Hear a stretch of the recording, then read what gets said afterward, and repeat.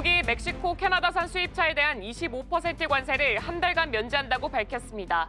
상호 관세는 예정대로 4월 2일에 발효 예정이며 이번 관세 면제는 경제적 불이익을 고려한 결정이라고 밝혔습니다. 지난 2월 미국의 민간 기업 고용이 전월 대비 7만 7천 명 증가했습니다. 하지만 전망치를 큰 폭으로 하회했습니다. 최근 경제 심리 약화와 소비 둔화 영향을 받은 고용 증가 폭의 감소는 미국 경제 성장세 둔화 가능성을 시사합니다. 연준이 베이지북을 공개했습니다. 연준은 미국의 관세 정책에도 미국 내 사업자들은 경제 활동에 대해 소폭 낙관적인 기대를 유지하고 있다고 평가했습니다. 다만 사업자들이 관세로 인한 인플레이션 우려 속 원재료 비용 상승을 걱정하며 일부는 선제적 가격 인상을 단행했다고 평가했습니다.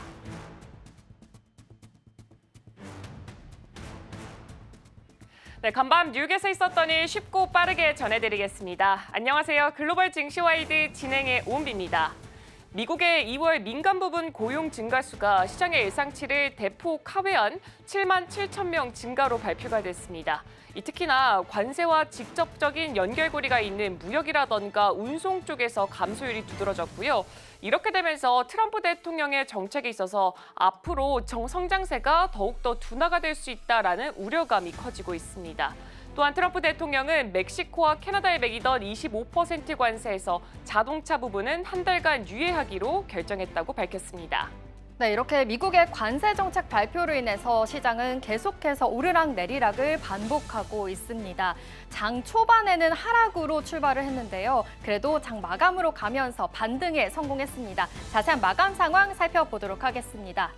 먼저 기술주 중심의 나스닥 지수입니다. 1.46% 상승하며 마감했습니다. S&P 500 지수 역시도 1.12% 상승하며 마감했고요. 다우존스도 1.14% 상승하며 마감을 했습니다.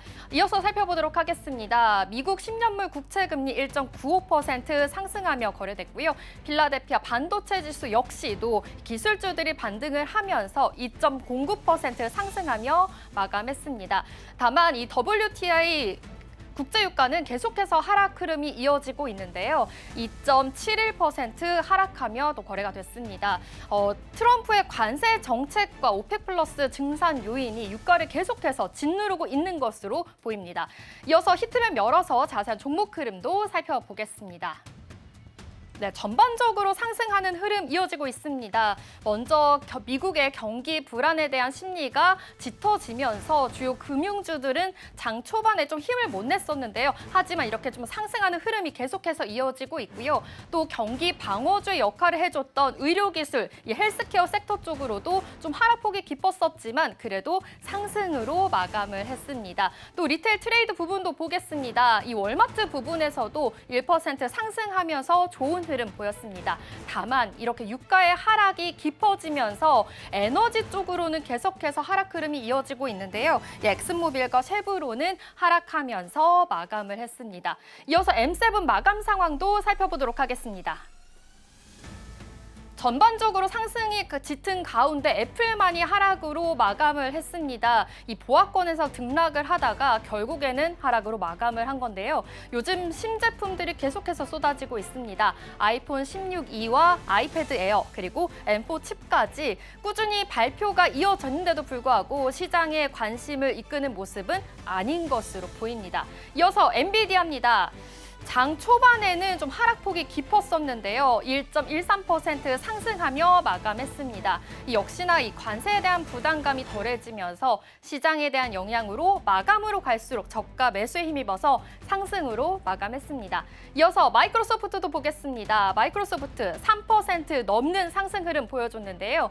의료용 AI 음성 비서와 문서화 기술을 결합한 이 드래곤 코파일럿을 출시하기도 했죠. 의료진의 업무 과중을 줄이고 또 의료 서비스 효율성을 높이겠다라는 기대감이 계속해서 이어지고 있습니다.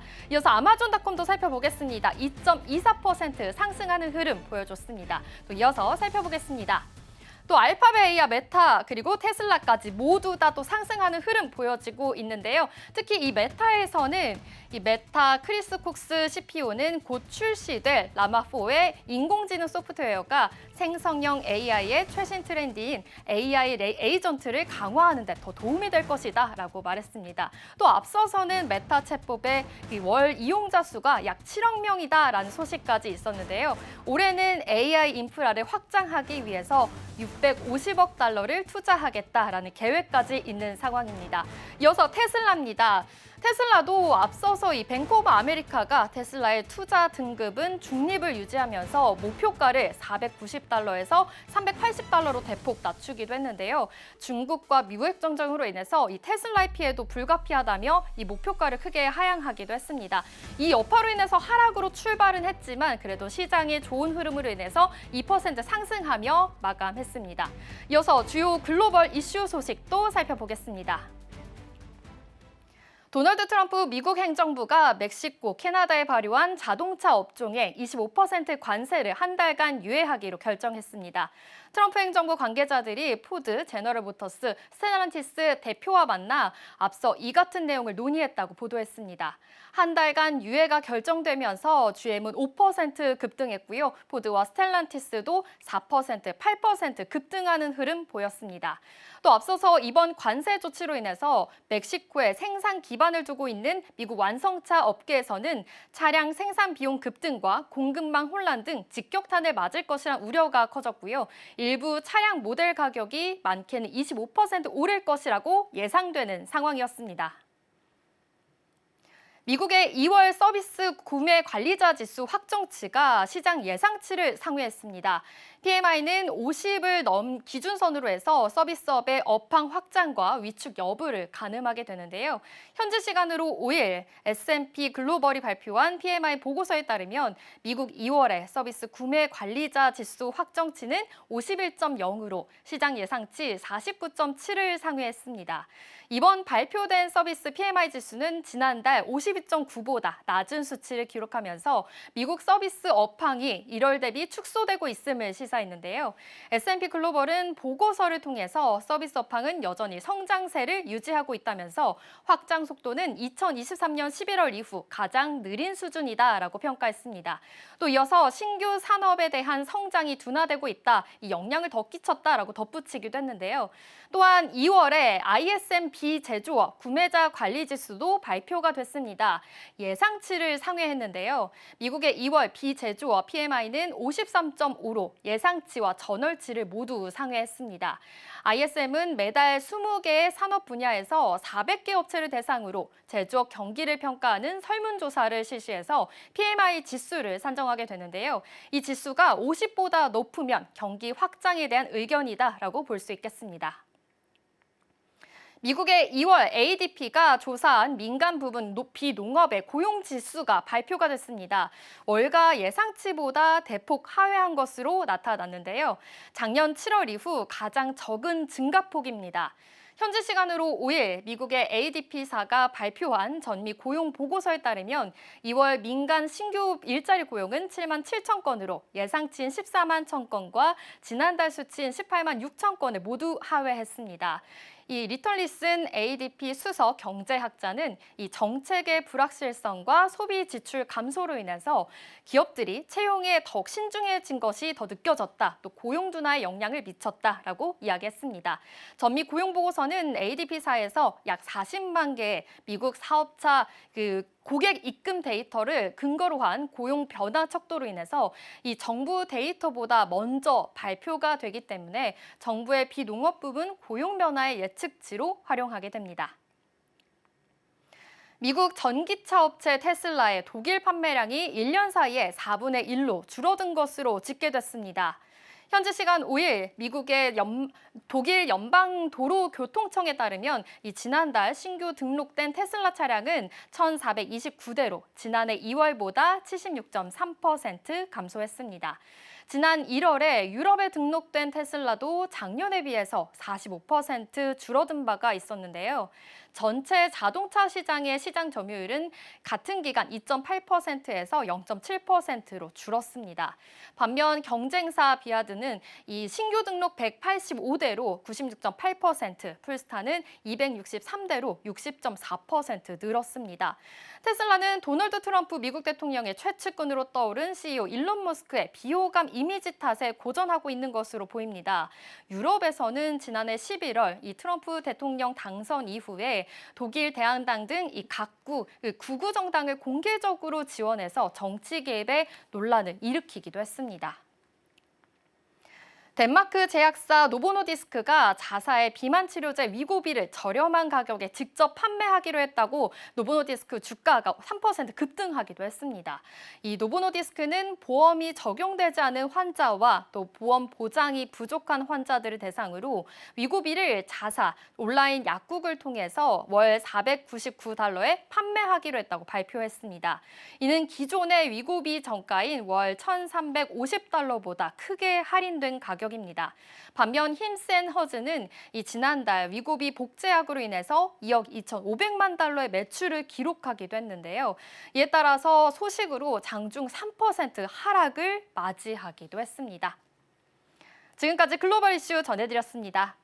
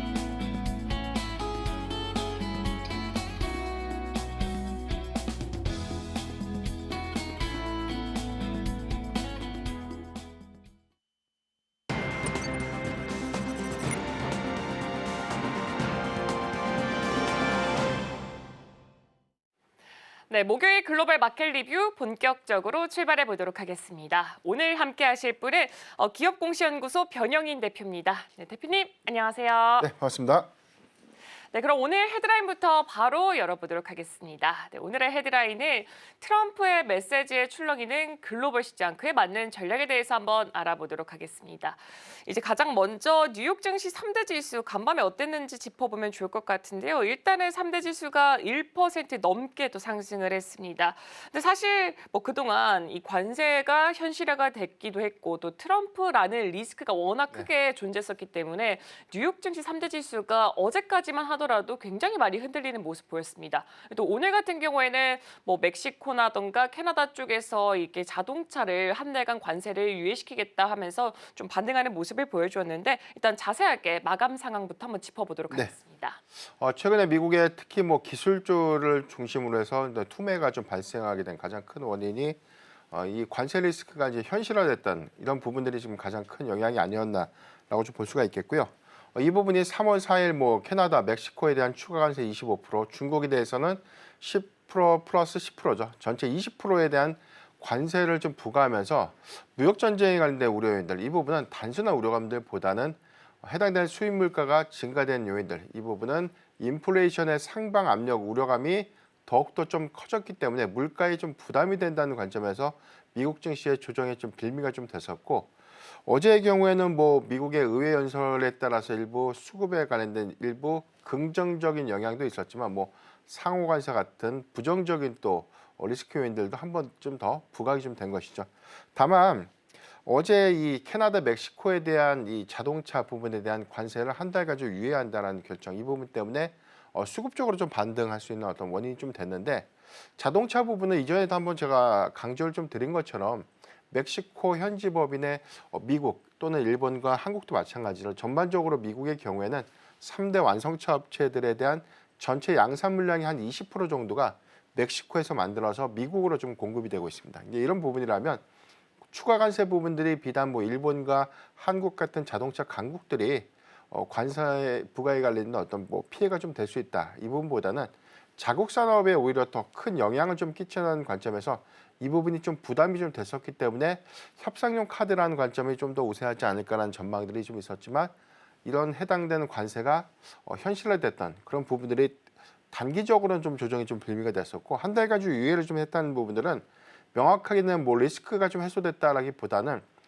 중요한 어떤 내용들에 대한 코멘트를 좀 봤을 때 멕시코에 있는 주요 생산 거점을 미국으로 좀 옮겨야 된다, 이제 이런 부분이라는 한 달간 어떤 말미를 좀 준 것이다라고 좀 보시기 때문에 향후에 이 부분은 다시 한번 리스크 요인으로 재부각될 수 있는 부분들, 이 부분도 계속해서 좀 주시를 좀 해봐야 되지 않을까.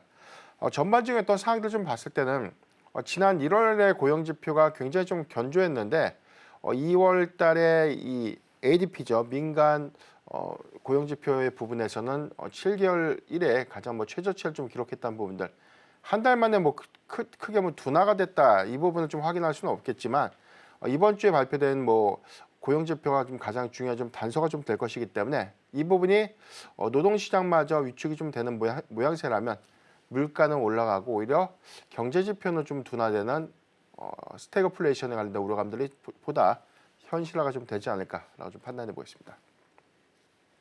네, 일단 최근에 있었던 기술주 위주로 투매 현상 같은 경우에는 이 관세 리스크가 현실화가 되면서 그런 모습을 보였던 것으로 풀이가 되고 있습니다. 특히나 25% 캐나다와 멕시코에 관세를 부과하겠다라고 하면서 인플레에 대해서 상방 압력이 더욱더 커지는 모습을 보여주었고요. 특히 자동차 같은 경우에 지금 한 달간 유예는 했습니다만 일단 한 달 뒤에는 현실화가 될 수 있기 때문에 그때 돼서는 다시금 리스크 요인으로 또 재부각될 수 있다라는 부분까지도 함께 체크해 보시면 좋을 것 같습니다. 일단 또 시장의 화두가 됐던 게 어제 우리 시간으로는 한 오전 11시쯤이었던 것 같습니다. 트럼프 대통령의 미국 의회 연설이었는데 이때 주요 내용과 체크 포인트들 어떤 게 있을까요? 네, 여러 가지 사항들이 많이 발표가 좀 됐는데 크게 한 4가지 정도로 좀 압축을 해볼 수 있을 것 같고요. 일단 의회 연설이 한 100분 정도 좀 진행이 됐었고, 여기 더해서는 가장 첫 번째가 좀 에너지 정책을 다시 한번 좀 확인할 수 있었습니다. 공약으로만 제시됐던 부분들, 특히나 미국 안에 석유라든가 천연가스의 개발을 본격화한다, 이 부분이 이번 의회 연설을 통해서 재확인됐다라고 볼 수가 있겠고, 알래스카의 이 천연가스 개발에 한국과 일본이 참여를 하면 좋겠다라는 어떤 희망을 의사를 좀 표현했다는 부분들, 여기에 대해서 뭐 향후에 관세에 관련된 어떤 협상용 카드로 더 많은 투자 유치를 수단으로 좀 더 활용될 수 있지 않을까라는 전망도 좀 나오고 있습니다.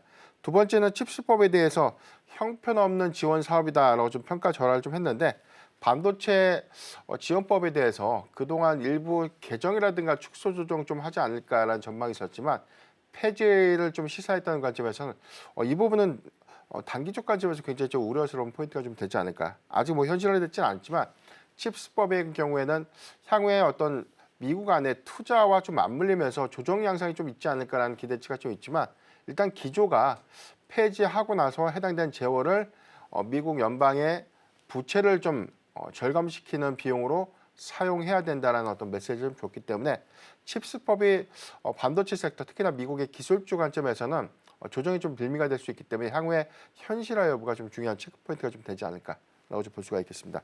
세 번째는 상호 관세에 관련돼서 4월 2일에 예정대로 좀 시행한다라고 좀 발표를 했는데, 뭐 최근에 아직 명확하게 좀 구체적인 내용들이 좀 제시되진 못했지만 유럽의 경우에도 25%에 대한 추가 관세를 부과할 수 있다는 메시지가 계속해서 좀 주시가 되고 있고, 어제 뭐 한국을 좀 지칭해서 관세에 관련된 어떤 균형이 좀 맞지 않는다라고 좀 얘기를 하고 있는데, 한국과 미국의 현재 FTA 협정 부분들은 대다수가 좀 세금이 좀 거의 없는 면세 상태이기 때문에 이 부분에 관련된 온도차가 좀 어떤 부분 때문에 좀 나왔다는지 이제 이 부분은 확인을 조금 더 좀 해봐야 되겠지만, 일단 기조에서 좀 확인했던 부분들은 무역 불균형에 관련된 어떤 이슈들 이 부분은 향후에 상호관세에 관련된 중요한 조정 사유가 좀 될 수 있다. 이 부분에 대한 의사를 가장 강력하게 좀 피력한 것이 아닌가라고 볼 수가 있겠습니다. 마지막으로 미국 안보를 위해서 뭐 그린란드가 좀 필요하다고 좀 주장을 했고요. 여기에 대해서 미사일 방어 체계 구축을 위한 예산을 확대하겠다. 그리고 조선 부분에 관련된 조직을 좀 신설하겠다라고 발표를 했기 때문에 두 가지 요인에서 우리가 찾을 수 있는 키워드는 방산 그리고 조선 부분의 가시성 있는 반사수의 기대감들이 국내 입장에서는 긍정적인 메시지가 좀 되지 않았나라고 좀 볼 수가 있겠습니다.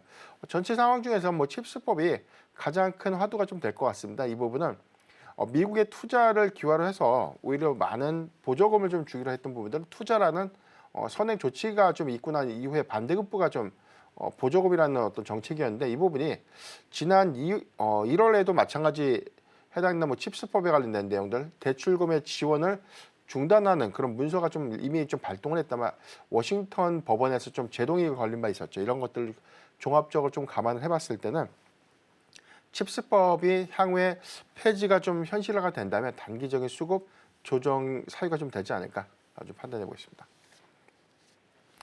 네, 일단 네 가지 정도를 말씀해 주셨습니다. 가장 첫 번째로 에너지 정책 부분을 재확인을 하면서 여기에 덧붙였던 말이 일본과 한국이 함께 참여했으면 좋겠다라고 했고요. 두 번째 같은 경우에는 우리 시장 안에서도 굉장히 대두가 됐었던 이슈였습니다. 칩스법을 폐지하겠다.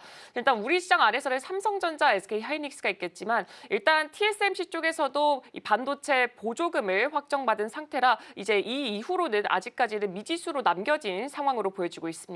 만약에 모두 다 폐지가 된다면 수급적인 부분에서 아무래도 조정이 크게 오지 않을까라는 우려감이 있고요. 일단 세 번째 같은 경우에 또 4월 2일부터 상호 관세를 부과하겠다. 그리고 마지막으로 이 조선 부분에 조직을 신설을 하겠다라고 했으니까 이 부분 그리고 관련된 섹터들도 함께 주목해 보시면 좋을 것 같습니다. 네, 그리고 지금 뭐 다양한 이슈들도 있지만 또 실적에도 주목을 해봐야 될 것 같습니다. 일단 회계 연도로 했을 때 1분기 실적 발표를 앞둔 게 바로 브로드컴이 될 것 같습니다. 워낙 시장에서도 크게 관심을 모으고 있는데 일단 지금 뭐 전반적으로 봤을 때 오늘 시장 안에서는 그래도 기술주들이 선방하는 모습을 보여줬지만 이 한동안의 시장에 있어서는 기술주들이 워낙 부진했고 이런 장세에 더불어서 이 AI 모멘텀에 대해서도 미지수가 찍혀 있는 이 상황에서도 지금 다시금 AI 모멘텀 불러일으킬 수 있는 계기가 될 수가 있을까요? 네, 일단 뭐 중요한 키워드는 사실 엔비디아가 4분기 실적이 후실적이었고 차기 가이던스도 상향 제시가 됐는데 전체적으로 추세에서는 좀 이탈을 했죠. 120달러도 분기가 좀 됐기 때문에 이런 것들이 사실 뭐 AI 모멘텀이 뭐 쇠퇴가 좀 된 것인가 또는 AI 모멘텀 내지는 AI 거품론이 다시 한번 재현이 된 것인가라는 관점에서 해석을 해봐야 될 것 같은데 이런 영향들보다는 관세 리스크가 좀 현실화가 됐던 부분들 때문에 전반적인 기술주의 조정 양상이 동조해서 좀 이루어지지 않았나라고 보는 게 좀 명확할 것 같고요. 일단 지난해 12월에 발표됐던 4분기 매출액은 141억 달러 좀 기록했고 EPS가 1.42달러 좀 기록했는데 해당 대선은 실적의 세부 데이터는 비교적 긍정적인 모습을 좀 보였어요. 다만 회계연도 1분기죠. 이번에 실적 발표를 앞둔 가이던스 부분에 대해서는 다소 좀 추정치가 뭐 시장 전망치보다는 조금 소폭, 좀 보수적으로 좀 제시됐다는 평가들 때문에 주가가 좀 조정을 좀 받은 바 있었고 미국 현지 시각에서는 목요일 장 종료 후에 좀 발표가 될 텐데 한국 시간으로는 내일 새벽 정도가 좀 될 것 같아요. 여기 1분기 실적을 발표할 것 같은데 이제 가이던스를 제시됐던 매출액이 146억 달러인데 이번 1분기 매출액의 경우에는 월가 전망치도 146억 달러와 좀 일치되고 있다는 점 그리고 EPS가 1.5달러로 좀 전망되고 있기 때문에 지난 4분기 대비해서 매출과 EPS는 다소 좀 상향되지 않을까. 다만 이제 시장의 전망치보다 소폭 상회하는 호실적 기조를 좀 유지한다든가 차기 가이던스에 관련된 상방 제시를 좀 해준다면 AI 관련된 어떤 모멘텀들이 재확인되는 어떤 기대 요인들 때문에 단기적 수급에 대한 관련된 어떤 유입들은 긍정적으로 좀 해석해 볼 수 있겠고 다만 지금 보수적인 가이던스가 좀 제시된다면 마찬가지로 조정이 좀 빌미가 좀 될 수 있지 않을까라고 좀 판단되고 있습니다. 엔비디아의 실적 기조에서 확인했던 부분들 특히나 빅테크 기업들이 작년 대비해서 40% 정도 상향된 투자 지출액을 좀 상향시켰던 그런 부분들이 다시 한번 좀 재확인됐었고 마이크로소프트가 최근에 뭐 두 건의 임차 계약을 좀 해지하면서 일부 노이즈가 좀 있었는데 이런 부분들도 투자 기조는 좀 유지하겠다는 명백한 메시지를 한 번 더 확인했기 때문에 중장기 관점의 AI 모멘텀들은 뭐 훼손 관점이 아니라 성장의 확장 관점에서 우리가 좀 기대해볼 수 있는 포인트가 좀 되지 않을까. 여기 대해서는요. 전체 매출 포션의 한 65%가 AI 부분에서 좀 현재 좀 이루어지고 있기 때문에 캐펙스에 관련된 투자 부분들 확대된 부분들은 실적의 기여 효과에 굉장히 좀 크게 작용될 수 있는 점도 좀 긍정적이다라고 좀 볼 수 있겠고, 하이퍼스케일러들의 커스텀 반도체 수요가 지난 4분기부터 계속해서 수면으로 좀 나오고 있죠. 고객사가 확충되고 있고 해당된 수요가 확장세를 좀 보여준다면 저는 브로드컴의 추가적인 상승 여력 관점에서는 이견이 없다라고 좀 부연드리겠습니다.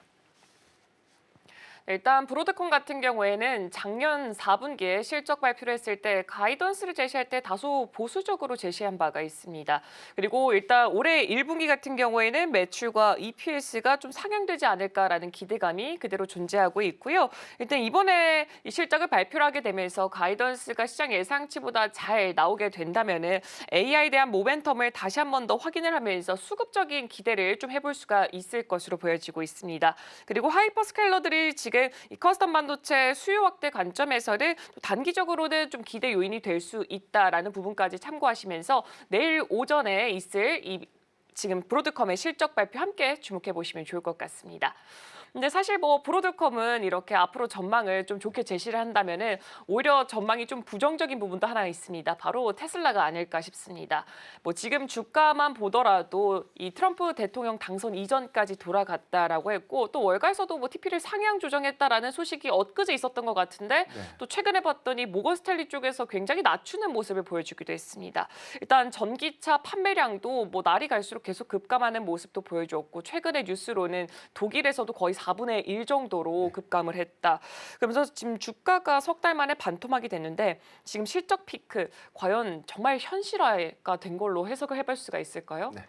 테슬라가 최근에 주가 좀 급하게 좀 빠진 가장 큰 원인이 1월 달에 발표됐던 유럽의 전기차 판매량이 좀 급감했던 부분들. 전년 동기 대비해서 45% 정도가 하락을 했는데 전반적인 유럽 시장이 위축돼서 같이 빠진 것이 아니라 유럽 시장이 1월 달 데이터를 보면 오히려 35% 정도 공급량이 좀 증가가 됐습니다.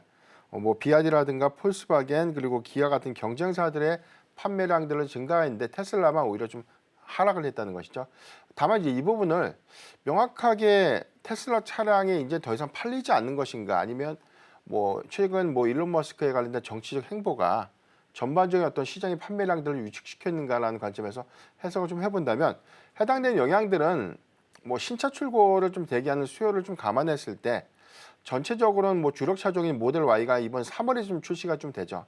그래서 뭐 1월과 2월 달에 대한 데이터를 좀 명확하게 신차 출시에 관련된 대기 수요들이 이미 좀 반영되고 있는 그런 구간에서 당연히 판매량 부분들은 일시적으로 좀 감소될 수밖에 없는 영향들을 어느 정도는 우리가 좀 고려를 좀 해야 되지 않을까라고 좀 볼 수 있기 때문에 해당되는 영향들은 향후에 신차 출시가 있고 난 이후에 데이터도 하락을 한다면 오히려 전반적인 어떤 성장 추정치를 좀 하향하는 것이 좀 맞을 것 같은데 이런 부분들은 대기 수요를 아직 감안했을 때 지나친 평가절하가 좀 아닌가라고 좀 판단해 볼 수 있겠고요.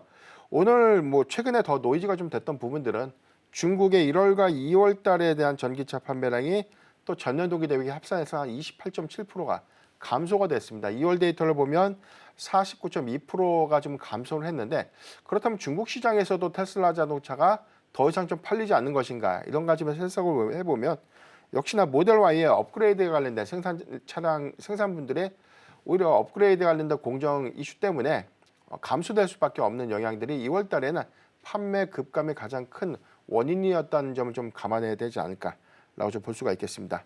전체적으로는 뭐 신차의 대기 수요를 좀 감안했을 때 주력 차종인 모델 Y의 최종 한 5년 만에 이제 신차가 좀 출시가 되는 것이죠. 이 부분이 대기 수요 관점에서는 뭐 과거보다는 한 40% 정도에 대한 대기 수요가 더 증가될 수 있는 그런 요인들이 있다라는 일부 보고서가 좀 있기 때문에 3월 이후에 신차가 정식적으로 좀 출시되고 난 이후 그 다음에 이제 상반기에 모델 2가 좀 출시가 되죠. 저가형 차종은 뭐 이 중국 안에서의 관련된 판매량들이 좀 상향될 수 있는 그런 포인트가 좀 될 수 있기 때문에 정확한 수치 데이터는 상반기까지에 관련된 판매량이 증가 여부를 좀 더 논해야 되는 것이 아닌가라고 볼 수 있기 때문에 해당되는 기대 요인들을 조금 더 주목해보자라고 볼 수가 있겠습니다. 전기차 캐즘에 관련된 전반적인 사항들을 좀 고려해보면 유럽의 액션 플랜이라고 좀 불리고 있는 전기차 보조금에 관련된 부활 여부, 이 부분이 가장 중요한 좀 단서가 좀 될 것이고요. 배기가스에 관련된 배출 규제가 올해 강도 높게 좀 시행되는 부분들이 일부 완화될 수 있는 시그널들이 좀 있기 때문에 그동안 시장에 가장 큰 문제로 좀 작용했던 페널티의 부과 조치도 일시적으로 좀 유예 가능성이 높아졌던 부분들, 여기도 해서 전기차 보조금이 다시 한 번 더 부활을 하게 된다면 유럽을 좀 중심으로 한 수요는 지속적으로 좀 증가될 수 있지 않을까라고 좀 판단해 보겠습니다. 일단 최근에 테슬라 주가가 빠진 이유를 살펴봤더니 유럽 쪽에서 급감한 게 그 원인으로 꼽아볼 수가 있을 것 같습니다.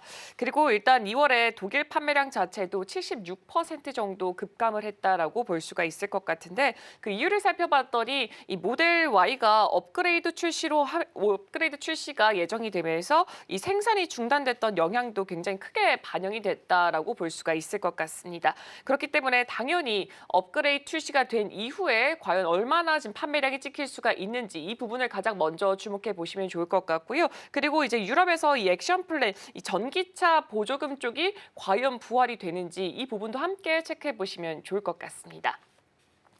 네, 그리고 이제 이어서 유럽의 통화정책 회의 이야기도 한번 해보도록 하겠습니다. 지금 금리 인하 속도 조절론에 좀 이야기가 더 많이 나오고 있는 상황인데요. 금리 인하 전망과 그로 인해서 앞으로 글로벌에 있어서는 영향력 어떻게 평가하고 계신가요? 미국 연준의 매파적 금리 정책을 좀 고수했던 그런 기간에 오히려 유럽의 경우에는 완화적 기조를 좀 유지했었고요. 지난 2월에도 금리를 좀 인하했었죠. 그렇기 때문에 이번에도 목표치인 2%대 초중반까지 금리가 좀 내려갈 것인가라는 전망들 관점에서 기대 요인들이 좀 컸었는데 지금 관세 리스크가 좀 더 현실화가 좀 되다 보니까 아무래도 좀 매파적인 금리 정책을 고수해야 된다. 금리 인하의 속도 조절을 해야 된다라는 메시지가 계속해서 좀 나오고 있는 상황이었습니다. 최근에 발표됐던 유로존의 2월 CPI는 2.4%를 좀 기록했는데 이게 시장 전망치보다 0.1%가 좀 올라갔습니다. 다만 좀 지난 1월 데이터에 대비해서는 오히려 0.1%가 좀 둔화됐기 때문에 유럽 총재가 계속해서 좀 주시했던 목표 물가치, 그러니까 2%대에 근접하고 있는 그런 수치를 금리 인하의 시그널 전망들을 조금 더 우세하게 좀 표명할 수 있는 긍정적인 좀 단서가 좀 될 수 있다라고 볼 수 있겠고 여기에 대해서 리카르드 22 총재가 2월 달에 이제 개최됐던 통화정책회에서 언급했던 부분들 인플레이션 완화가 순조롭게 진행되고 있다라고 좀 언급했던 점을 좀 감안해 보면 물가 지표가 2%대 초반까지 계속해서 내려오고 있는 시그널 안에서 금리 인하 가능성들이 높아진다는 것은 기정사실화될 수 있는 부분들이에요. 그래서 아마 이번에 ECB에서도 금리 인하를 하지 않을까라는 전망들이 일부가 좀 우세하긴 하지만 이 추가 관세 25%에 관련된 이런 부분들이 좀 현실화가 좀 됐다는 것들을 좀 감안해 보면 금리 인하의 속도 조절도 일부 어느 정도 좀 반영되지 않을까. 그러니까 대체적으로 좀 전망들은 한 7대3 정도로 금리 인하 기준금리 한 0.25%에 대한 인하를 좀 전망하고 있기 때문에 오히려 이런 부분들 이후에 일부 속도가 좀 조절될 수 있는 점도 우리가 주시를 좀 해봐야 되지 않을까. 전반적인 상황에서는 미국의 매파적 기조는 좀 당분간 좀 유지가 좀 될 수 있겠지만 어제 트럼프 대통령이 의회 연설에서 강조했던 부분들 관세 리스크에 관련된 일부 물가 압력들은 어느 정도 감당할 수 있는 부분들이지만 향후에는 인플레이션을 낮추는데 그리고 금리를 낮추는데 집중을 하겠다라는 어떤 의사를 좀 표명했던 그런 부분들을 좀 감안을 해보면 유럽 이후에는 미국도 완화적 스탠스가 상반기 이후에는 좀 나타내줄 수 있는 가능성도 매우 좀 높게 나타내줄 수 있지 않을까라고 보고 있습니다. 네, 일단 유로존 2월의 CPI가 2.4%를 기록을 했습니다. 목표 물가 지표인 2%대에 접근하는 모습을 보였는데 이렇게 되면서 이 금리 인하 가능성이 훨씬 더 커졌다라고 볼 수가 있을 것 같습니다. 하지만 이 트럼프 대통령의 25% 관세가 현실화가 되면서 앞으로는 속도 조절도 가능하지 않을까 이 부분도 부각이 됐기 때문에 과연 유로존에서는 어떤 금리 인하 정책을 펼치는지 내일 한 번 더 주목해 보시면 좋을 것 같습니다. 네, 이렇게 지금까지 기업공시연구소 변형인 대표와 함께했습니다. 네, 대표님 오늘도 말씀 고맙습니다.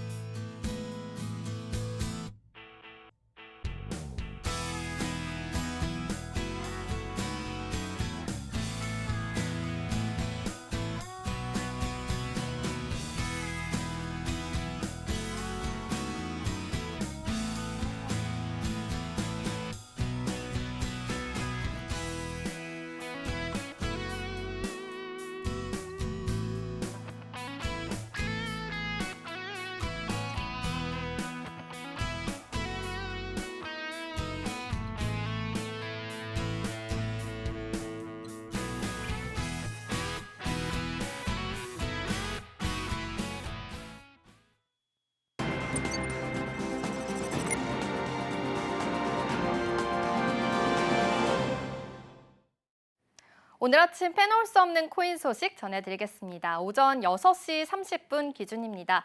비트코인, 이더리움, XRP 혼조세로 지나고 있습니다. 역시 트럼프 관세 전쟁으로 인해서 불안감이 좀 컸었는데 일부 타협이 되면서 기대감이 커지면서 상승에 좀 힘이 붙는 모습으로 보입니다. 이뿐만이 아니라 오는 7일에 가상화폐 서밋이 열립니다. 이에 대한 이슈도 호재로 반영되고 있는 것으로 보입니다. 주요 암호화폐 조금 반등하는 모습들이 보였는데요. 먼저 비트코인입니다. 1.66% 상승하는 흐름 보였습니다. 이 9만 달러를 회복하는 모습까지도 보여지고 있는데요. 기술적으로 본다면 비트코인이 200일 단순 이동 평균을 방어하면서 매도 압력이 좀 약화가 됐다라고도 볼 수 있겠습니다. 9만 5천 달러를 향해서 반등할 가능성이 있다는 분석도 나오고 있습니다. 알트코인의 대장주 이더리움도 0.7% 상승하면서 소폭 상승하면서 지나고 있고요. 리플은 좀 0.4%로 하회는 했지만 6시 30분 기준으로 하회는 했지만 지금 등락폭을 오고 가면서 상승과 하락을 반복하고 있습니다. 이 리플 같은 경우에는 SEC가 최근에 코인베이스와 크라켄에 대한 규제 조치를 철회하면서 리플에 대한 제재 완화 기대도 커지고 있는 것으로 보입니다. 또 특히나 ETF 승인 여부도 주요 변수로 작용할 전망인데요. 승인이 될 경우에는 기관 자금 유입이 증가하면서 가격 상승으로 촉진할 수 있다라는 분석까지도 나오고 있습니다. 그럼 주요 알트코인 가운데 시장에 관심을 많이 받고 있는 8개 코인도 살펴보겠습니다.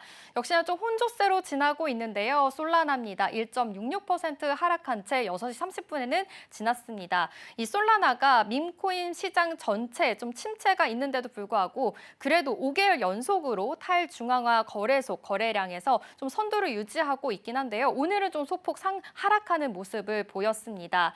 이 솔라나가 최근 30일간 1,090억 달러의 덱스 이 거래량을 기록했다라는 것도 나왔고요. 또 2위인 이더리움의 880억 달러보다 26% 높은 수치까지도 분석이 된 상황입니다.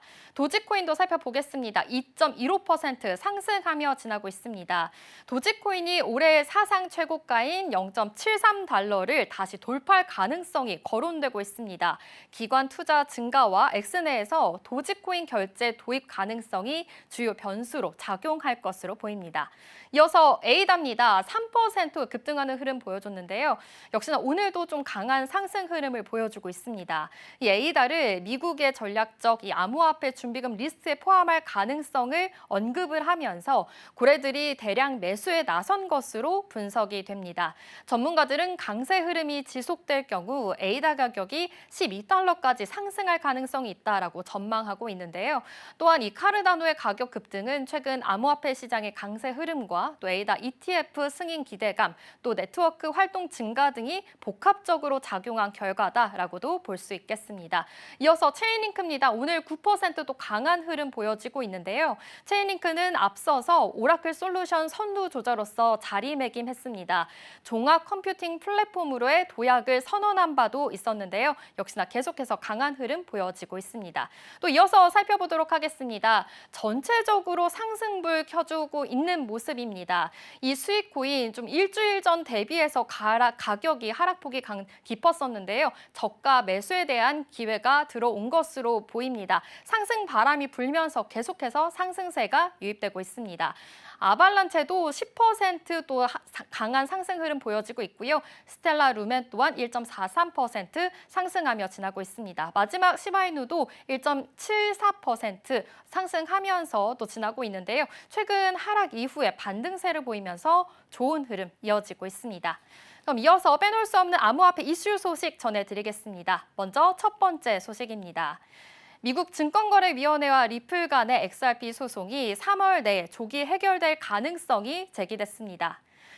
법률 전문가 제레미 호건은 최근 발언에서 SEC가 소송을 기각할 가능성이 있으며 나머지 사항은 추후 다뤄질 수 있다고 언급했습니다. 호건은 XRP 커뮤니티의 질문에 답하면서 최근 SEC가 여러 건의 소송을 기각하고 있는 점을 감안했을 때 리플과의 소송도 유사한 방식으로 해결될 수 있다라고 분석했습니다. 하지만 모든 법적 쟁점이 해결되기 전까지는 섣불리 결과를 예측하는 것은 경계해야 된다라고 강조하기도 했는데요. SEC가 리플 소송을 기각하는 것을 전망하는 것은 이 리플 CEO 브래드 갈링하우스가 이 백악관 암호화폐 정상회의에 참석할 가능성이 제기된 이후에 더욱 힘을 얻고 있습니다. 역시나 이 SEC가 코인베이스 소송과 유사한 방식으로 XRP 관련 소송을 취소할 수 있다는 의견이 나오고 있는데요. 이를 위해서 SEC 위원회가 투표를 진행할 가능성이 높다라고 전망하고 있습니다. 이어서 두 번째 소식입니다.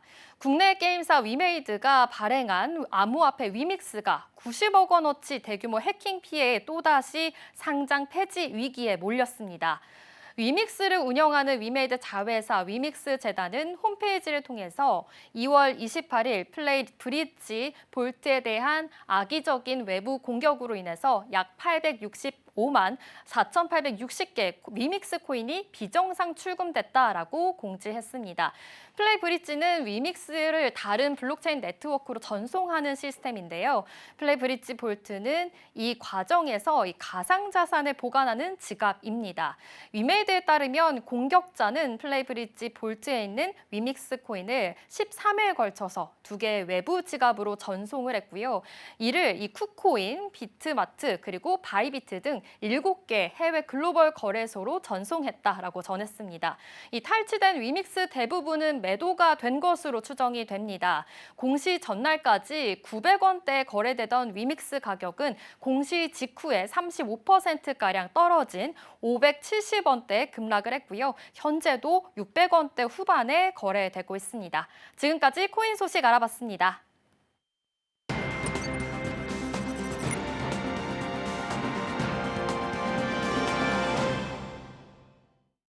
네, 투자하기 전에 참고해보면 좋을 리포트 준비했습니다. 오늘 제가 준비할 리포트는 뷰티 기업 두 곳입니다. 일단 가장 먼저 울타뷰티, 엘프뷰티 이렇게 살펴볼 건데 울타뷰티부터 한번 살펴보도록 하겠습니다. 울타뷰티는 일단 미국 최대 뷰티 전문 매장을 운영하고 있는 기업이고요. 1,437개의 매장을 보유하고 있습니다. 2022년부터 2023년에는 급성장하는 모습을 보여주었는데 매출 같은 경우에는 40%, 2022년에 40% 올라갔고요. 2023년에는 18%가 올라갔습니다. 다만 작년 들어서는 성장세가 다소 좀 둔화가 되는 모습을 보여주기도 했습니다.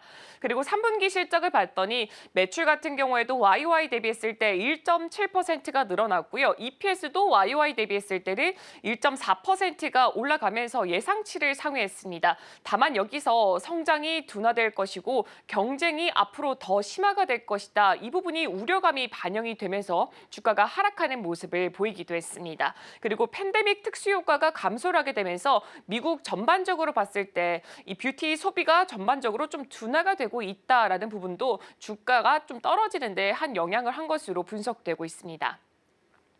그리고 경쟁이 더욱더 심화가 되고 있다는 것도 문제가 될 것 같은데요. 세포라 같은 경우에는 이 콜스 내 매장을 1,000개 정도 확대를 했습니다. 이렇게 되면서 이 고급 화장품 시장 안에서도 경쟁이 더욱더 심화가 될 수 있다라는 우려감이 더욱더 부각이 됐고요. 그리고 4분기에는 기존 매장 매출의 이 성장을 전망 자체를 좀 상향 조정을 했습니다. 다만 그 상향 조정을 했지만 그래도 불구하고 거의 제자리 수준을 보여줬다라는 게 또 주가 하방 압력을 강하게 누르는 요인으로 작용이 됐습니다.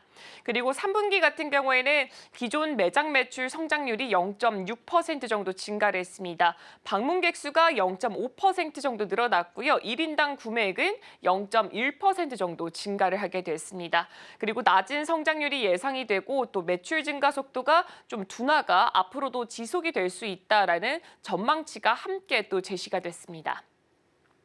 그리고 매출의 절반 이상이 대중 브랜드 제품에서 발생을 하게 됩니다. 이 매스뷰티 시장 성장률 같은 경우에는 2023년에 6.5% 정도 성장을 했는데 작년 하반기부터는 1에서 2%대로 좀 크게 둔화세를 보여줬습니다. 그래서 그 대응 전략을 살펴봤더니 일단 매장을 리모델링을 하면서 고객 경험 부분에 있어서 개선을 보이겠다라는 게 있었고요.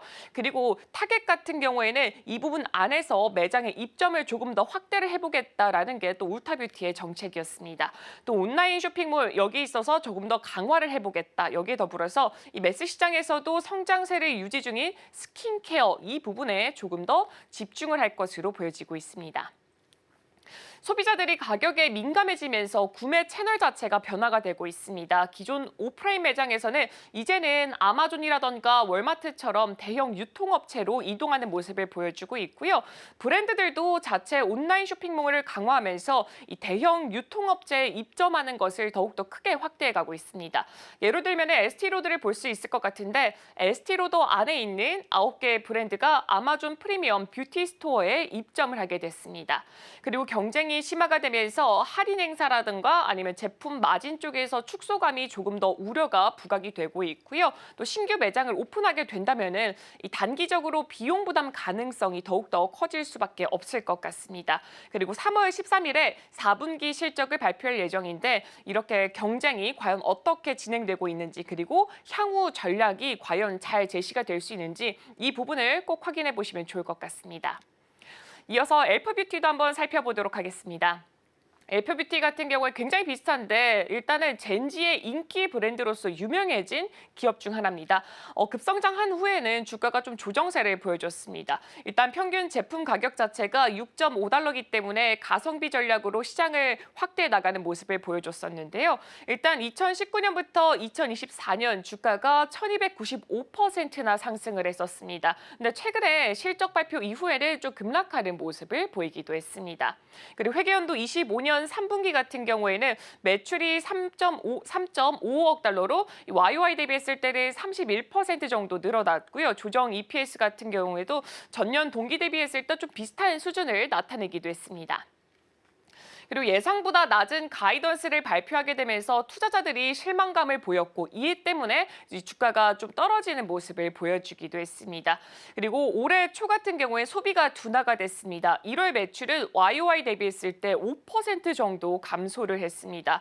왠가 살펴봤더니 연말 특수가 종료가 됐고 또 LA 산불도 있었고 틱톡과 관련돼서 이 불확실성이 너무나 커지면서 이 소셜 미디어 자체에서 뷰티 언급량 자체가 20% 떨어졌기 때문에 이 젠지 사이에서 유행하고 있는 엘프뷰티 같은 경우에는 이 소셜 미디어에서 굉장히 크게 영향을 받고 있기 때문에 아무래도 매출이 급감할 수밖에 없는 것으로 연결이 되고 있습니다. 그리고 올해 초에 실적 부진이 일시적이라고 하더라도 신제품 흥행 부진 우려감은 아직까지는 존재하는 것으로 보여지는데요. 올해 봄에 이 신제품 초기 판매 지표도 예상보다 좀 저조하게 나왔습니다. 그리고 회계연도 24년 4분기 글로벌 베스트셀러죠. 글로 리바이버 리보일이 큰 매출 성장에 견인을 하게 되는데 올해 초까지는 이 기저효과로 인해서 이 매출 증가세 둔화에 조금 더 부담을 가하는 것으로 보여지고 있습니다. 이에 따라서 회계연도 25년도 4분기 같은 경우에는 이 매출 성장률 전망치가 전년 대비했을 때 마이너스 1%에서 2% 정도로 보수적인 가이던스를 제시했습니다. 그리고 중국 생산 비중이 80%입니다. 그래서 당연히 이 트럼프 대통령의 관세 정책에 영향을 받을 것으로 보여지고 있고요. 2019년에도 중국산 화장품 관세에 대해서 한 25% 그 경험을 했던 바가 있었습니다. 그래서 이에 따라서 이 공급업체에 협상을 했고 또 일부 제품에 있어서는 가격을 인상하는 모습을 보여주기도 했고 환율 효과를 활용해서 좀 전반적으로 대응했던 부분이 있었습니다. 이번 실적 발표에서는 가격 인상 계획까지는 아직은 없다라고 발표를 했고요. 향후 중저가 브랜드의 가격 인상 시에는 오히려 한국 브랜드에게는 유리한 환경이 조성될 수도 있다라는 부분도 있으니까 투자하실 때 이 부분 참고해 보시면 좋을 것 같습니다. 오늘 제가 준비한 리포트는 여기까지입니다.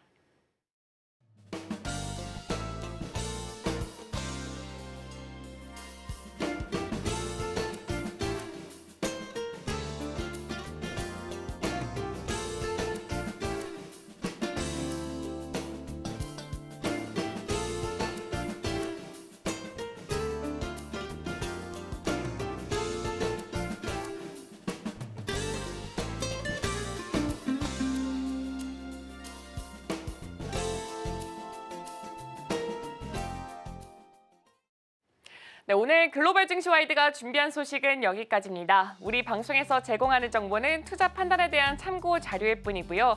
해당 종목의 가치 혹은 상승과 하락을 보장하진 않습니다. 저는 잠시 후 출발 증시와이드로 돌아오도록 하겠습니다. 오늘도 시청해주셔서 정말 고맙습니다.